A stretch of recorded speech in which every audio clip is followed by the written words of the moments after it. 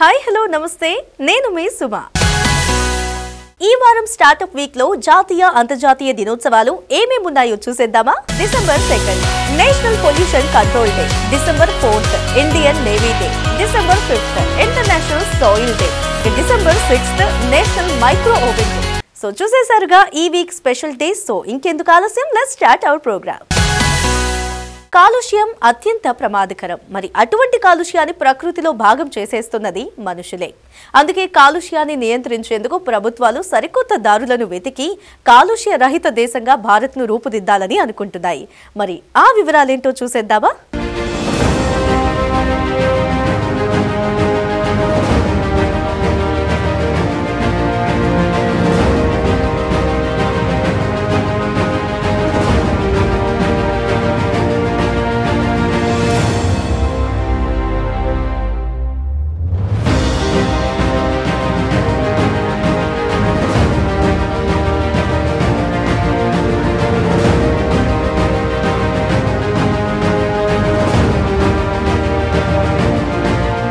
కాలుష్య వాయువులో జలంలో ఇలా అన్నింటా కోరలు చాస్తోంది ఇందుకు ప్రధాన కారణం చెట్లను కొట్టేయడమేనని గ్రహించిన ప్రభుత్వాలు సామాజిక వనరుల పెంపునకు చర్యలు చేపట్టాయి దీంతో కొంతమేర కాలుష్యం తగ్గే అవకాశం లేకపోలేదు ప్రతి ఏడాది ఇందుకు గుర్తుగా డిసెంబర్ 2వ తేదీన జాతీయ కాలుష్య నియంత్రణ దినోత్సవాన్ని నిర్వహిస్తూ ఉన్నారు ఒక్కో ఏడాది ఒక్కో థీమ్తో దీన్ని నిర్వహిస్తూ ఉన్నారు దీని ద్వారా కాలుష్యం ఏ స్థాయిలో ఉందో తొలుత పరిశీలన జరిపి అనంతరం చేపట్టాల్సిన జాగ్రత్త చర్యలపై ప్రజలకు అవగాహన కల్పించే మహోన్నత లక్ష్యం అది భవిష్యత్తులో ఇంకా ఇటువంటి కాలుష్యాల బారిన పడి ప్రకృతి నలిగిపోకుండా ప్రభుత్వాలు ఏ మేరకు లక్ష్యాలు నిర్దేశిస్తాయో ప్రజలు వాటిని ఏ స్థాయిలో పాటిస్తారో వేచి చూడాలి.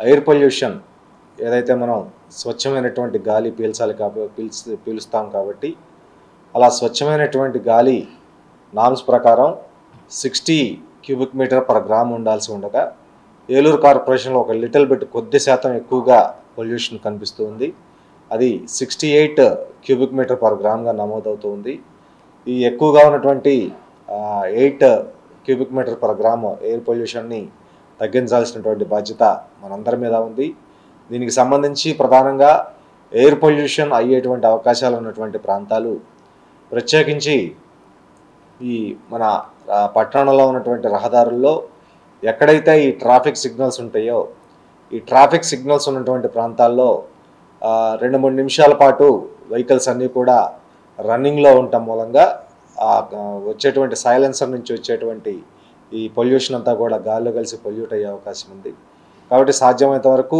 ప్రజలందరూ కూడా ఈ ట్రాఫిక్ సిగ్నల్స్ దగ్గర వాహనాలని ఇంజిన్ ఆఫ్ చేయవలసిందిగా రిక్వెస్ట్ చేస్తూ ఉన్నాను రెండవది ఈ ప్రధాన రహదారుల్లో ఏదైతే మనకు డ్రైన్కి మధ్య గ్యాప్ లేకుండా end to end roads prefer చేయాల్సినటువంటి అవసరం ఉంది దీనిలో భాగంగా ఆ గ్యాప్ ఉంటే అక్కడ డస్ట్ ఉండటం మూలంగా వెహికల్ పోయిన ప్రతిసారి ఆ డస్ట్ పైకి లేచి గాల్లోకి వెళ్ళి పొల్యూషన్ అయ్యేటువంటి అవకాశం ఉంది కాబట్టి దీనిలో భాగంగా స్మార్ట్ సిటీ ప్రోగ్రాంలో భాగంగా అన్ని ప్రధాన రహదారులన్నింటినీ కూడా drain to drain roads prefer చేస్తూ ఉన్నాము అదేవిధంగా ఈ పొల్యూషన్ కొంత గాలిలోకి వెళ్లకుండా చెట్లు అడ్డుకుంటాయి కాబట్టి సాధ్యమైనంత వరకు పబ్లిక్ ప్లేస్లో అన్నింటిలో కూడా మొక్కలు నాటుతూ ఉన్నాం అదేవిధంగా పౌరులందరూ కూడా మీ యొక్క ఖాళీ ప్రదేశాల్లో మొక్కలు నాటి పర్యావరణాన్ని పరిరక్షించవలసిందిగా కోరుకుంటూ కాలుష్యం ఈరోజు ప్రపంచవ్యాప్తంగా వాయు కాలుష్యం జల కాలుష్యం మూలాన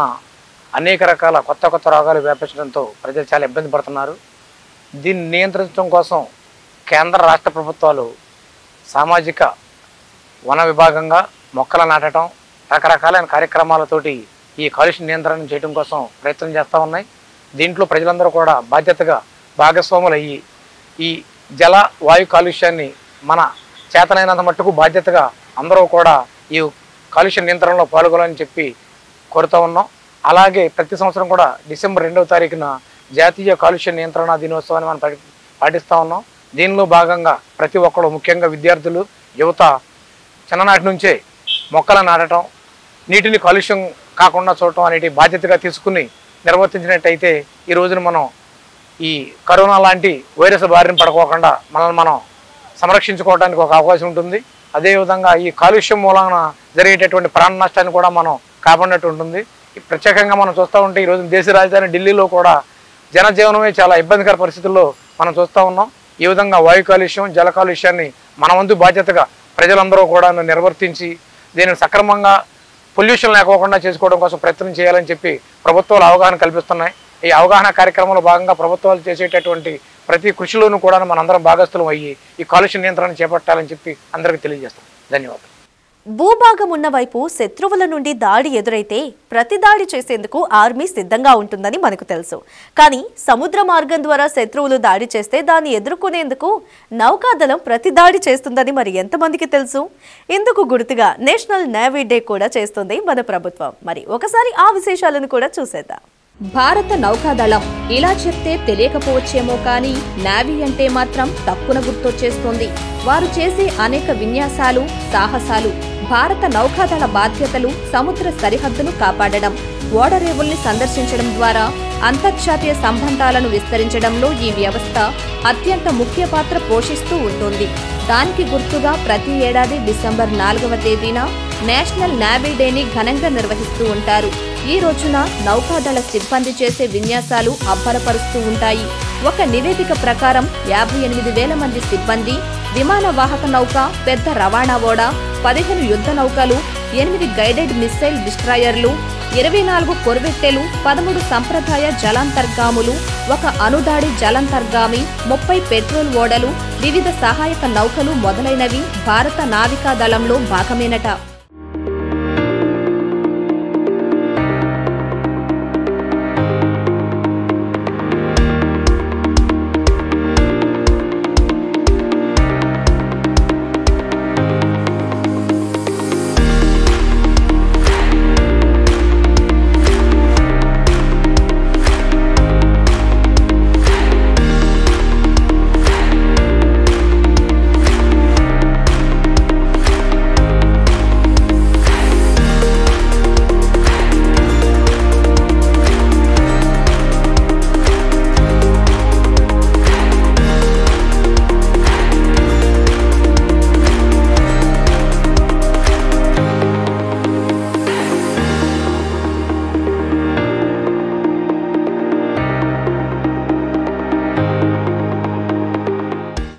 డిసెంబర్ 4వ తేదీన మనం నావికా దినోత్సవంగా జరుపుకుంటాం.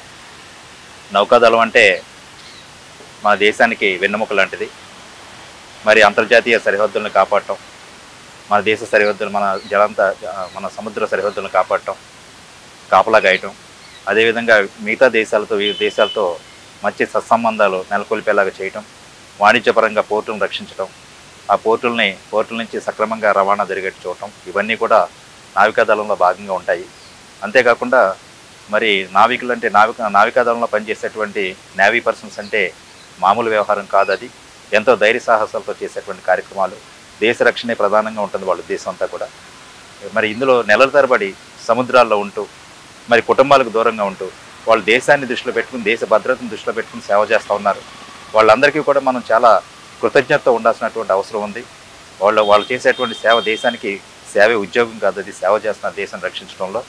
మరి నావికాదళంలో చూసినట్లయితే మనకి వివిధ రకాల యుద్ధ నౌకలు, జలాంతర్గాములు, అదేవిధంగా రవాణా ఓడలు ఇవన్నీ ఉంటాయి. వీటన్నింటిని సంరక్షణ చేసుకుంటూ వాటి మీద డ్యూటీ చేస్తూ మన దేశం యొక్క సముద్ర సరిహద్దులను కాపాడుతూ శత్రు దేశాల నుంచి ఎలాంటి ప్రమాదం లేకుండా నిరంతరం పహారా కాస్తుంటారు. మరి ఇలాంటి నావికుల పట్ల నావికా దినోత్సవం రోజున చాలా విన్యాసాలు చేస్తుంటారు. మనందరికీ బాగా తెలుస్తుంది. అది వివిధ ప్రదేశాల్లో నావికా విన్యాసాలు చూస్తూ అబ్బురపరుస్తూ ఉంటారు. మరి ఇలాంటి నావికాదళంలో పనిచేయటం అంటే గొప్పగా భావించాలి. ఇప్పుడు వస్తున్నట్టు యువత కూడా వీళ్ళని స్ఫూర్తిగా తీసుకుని నావికాదళంలో సైనికులుగా చేరి దేశానికి సేవ చేసేటువంటి అదృష్టాన్ని అందిపుచ్చుకోవాలి. మిగతా ప్రొఫెషన్స్ అంటే సపోజ్ ఇంజనీర్గా అనుకోండి, మనం ఒక సెక్టర్కి పరిమితం అవుతాం. అలాగే డాక్టర్ అంటే వైద్య సేవ చేస్తాం.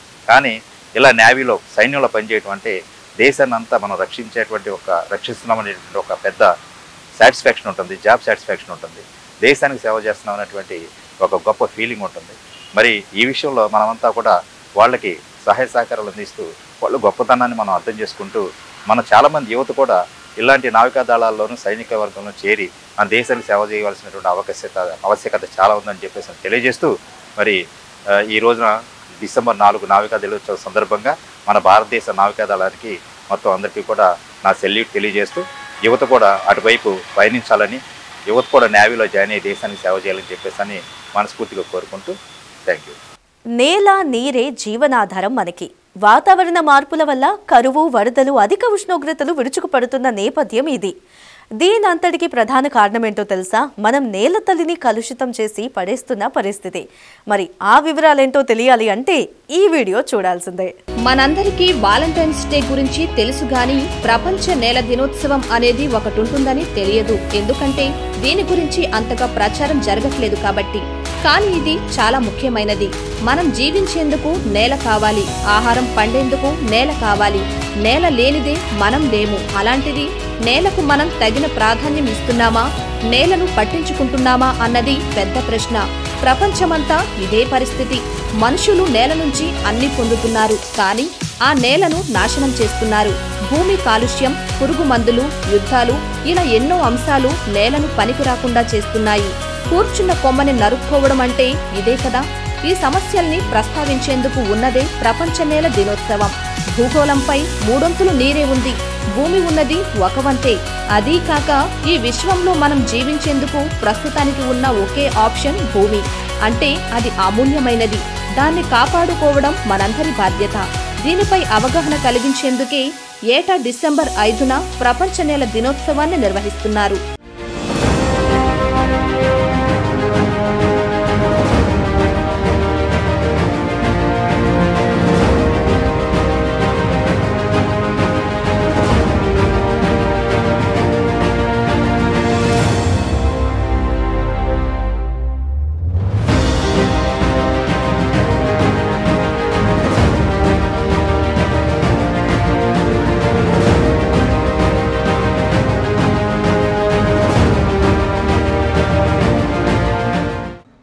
డిసెంబర్ 5వ తారీఖుని జాతీయ నేలల దినోత్సవంగా జరుపుకుంటూ ఉన్నాం. సుబ్బమ్మాదేవి మున్సిపల్ హై స్కూల్ పాఠశాల నందు విద్యార్థిని విద్యార్థులకు నేల యొక్క స్వభావము, భావి భవిష్యత్ పౌరుని యొక్క నేల యొక్క ప్రాధాన్యత అనేటువంటిది పిల్లలకు అనేక అంశాలుగా నేర్పిస్తూ ఉన్నాం. ఇందులో భాగంగా నేల స్వభావము అనేటువంటి విషయాన్ని తెలుసుకునే ముందుగా వాతావరణములో మనము నింగి నేలగా చెప్పుకుంటూ ఉన్నాం. వాతావరణం అంటే ఏమిటి అంటే భూ ఉపరితలంపై ఎక్కడ వరకైతే గాలి ఉంటుందో అక్కడ వరకు వాతావరణంగా చెప్పబడింది. ఈ వాతావరణంలో నేల అనేటువంటిది ఎంతో ప్రభావితం చేయబడుతుంది. ఈ నేలల యొక్క స్వభావాన్ని ఆధారంగా చేసుకుని ఆచారాలు, సంస్కృతులు, వాటి యొక్క నాగరికత అనేటువంటిది అభివృద్ధి చెందింది అన్నది మనం చరిత్రలో చూస్తూ ఉన్నటువంటి ప్రధాన అంశంగా చెప్పబడింది. ఆయా వాతావరణములో ఆధారం చేసుకుని నేలల యొక్క స్వభావము, ఆ స్వభావాన్ని ఆధారంగా చేసుకుని పంటలను ఆధారంగా చేసుకుని ఆయా సంస్కృతులు, ఆయా సంస్కృతులతో పాటు ఆచార వ్యవహారాలు మన యొక్క సంస్కృతిలో భాగంగా చెప్పబడుతున్న ఈ నేల ఎంతో ప్రాముఖ్యమైంది అని చెప్పడానికి సంతోషిస్తూ ఉన్నాము. నేలను పెంచలేము, నేలను తగ్గించలేము, కానీ నేల యొక్క స్వభావంలో ఉన్నటువంటి ఆ యొక్క లవణములను, నేల యొక్క స్వభావంలో ఉన్నటువంటి ఆ యొక్క అంశాలను మనం పెంచుకోవాల్సిన ఆవశ్యకత ఎంతగానో ఉంది అన్న విషయాన్ని మనకి తెలుస్తూ ఉంది. ఈ నేల ఎంతో ప్రాముఖ్యత అయి ఉండగా ఆ నేల యొక్క స్వభావాన్ని కాపాడుకోవాల్సిన ఆవశ్యకత, ప్రాధాన్యతను ఈనాడు పిల్లలకి ఎంతగానో నేర్పిస్తూ ఉన్నాం.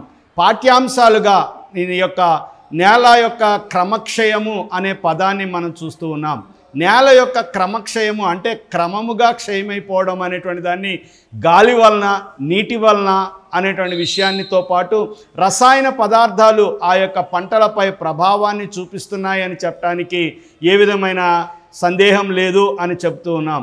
మనం రసాయన పదార్థాలను లేదా పురుగు మందులను, అవశేషాలు ఆయా నేల స్వభావాన్ని తగ్గిస్తూ ఉన్నాయనేటువంటిది శాస్త్రవేత్తల యొక్క అంచనా, వాళ్ళ యొక్క లెక్కలుగా మనకి తెలుస్తూ ఉండగా భావి భారత పౌరులుగా విద్యార్థులను తీర్చిదిద్దే అంశంలో మన పాఠశాలలో వాటి యొక్క ప్రాధాన్యతను పెంచుతూ మొక్కలను నాటడం అనేటువంటిది మనం చూస్తూ ఉన్నాం. రైతు సహజంగా చేసే పని ఏంటంటే ఆయన ఉన్నటువంటి నేలకు అడ్డంగా భూమిని దున్నటం అనేటువంటిది చేస్తూ ఉంటాడు. రైతుకి భూమికి అడ్డంగా దున్నటం అనేటువంటి ప్రాధాన్యమైనటువంటి విషయాన్ని మరియు ఆ యొక్క పంటని గాలికి అనువుగా ఉన్నటువంటి వ్యతిరేక దిశలో ఆ పంటని నాటడం అనేటువంటిది ఈ రెండు కూడా నేల స్వభావాన్ని చూపిస్తూ ఉన్నాయి.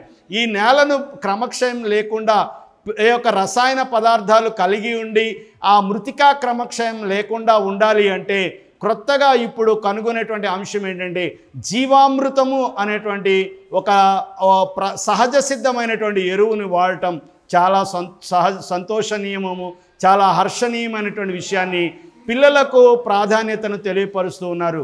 జీవామృతము అనేటువంటి దాన్ని దేని నుండి తయారు చేస్తారు అని మనం చూస్తే గోమూత్రం నుండి, బెల్లము మరియు ఆ యొక్క పెరుగుతో పాటు పసుపు అనేటువంటి వాటన్నిటిని వేసి వాటిని పులియబెట్టి చేస్తున్నటువంటి ఆ జీవామృతము రసాయన పదార్థాల నుండి వచ్చేటువంటి ఎరువుల నుండి వచ్చేటువంటి ఆ క్రమక్షయాన్ని తగ్గించడానికి దోహదపడుతుంది అన్న విషయాన్ని పిల్లలకు నేర్పించడం అనేటువంటి ప్రాధాన్యత కలిగి ఉంది.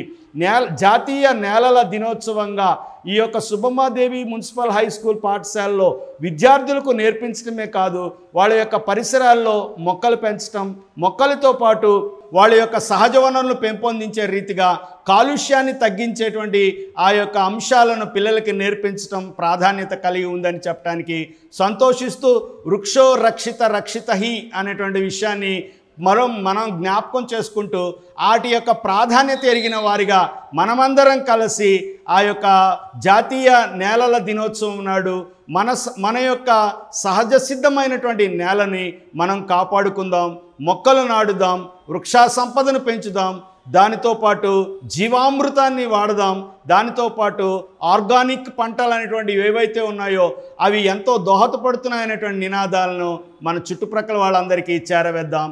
Thank you one and all. చల్లారిన ఆహారం తీసుకుంటే అది అనారోగ్య కారకం. అటువంటి ఆహారాన్ని వేడి చేసుకునేందుకు అలాగే కొన్ని రకాల వంటకాలను సకాలంలో రెడీ చేసేసుకునేందుకు మైక్రోవేవ్ ఓవెన్లు ఎంతగానో ఉపయుక్తం. మరి వాటికి కూడా ఒక నేషనల్ డేని నిర్వహిస్తారని మీకు ఎంతమందికి తెలుసు? అయితే తెలుసుకుందాం రండి. వంటశాల మార్చేసిన ఒకే ఒక వస్తువు మైక్రోవేవ్ ఓవెన్. ఇది ఉంటే చాలు, నిమిషాల్లో ఆహార పదార్థాలను సిద్ధం చేసేస్తుంది. అటువంటి ఉపకరణానికి గుర్తుగా మనం ఒక జాతీయ దినోత్సవాన్ని కూడా నిర్వహించుకుంటున్నామండోయ్. ప్రతి ఏటా డిసెంబర్ 6వ తేదీన దీన్ని నిర్వహిస్తూ ఉంటారు. ఎందుకంటే గృహోపకరణాల్లో ఇది అత్యంత ప్రత్యేకమైనది కాబట్టి. నేటి బిజీ లైఫ్ లో ఇటువంటి వస్తువులు ఎంతో ఉపయుక్తమే కదా. అందుకే వాటికి కూడా జాతీయ దినోత్సవాన్ని నిర్వహించి వాటికి ప్రత్యేక ధన్యవాదాలు తెలియజేస్తూ ఉంటారు. అదన్నమాట విషయం.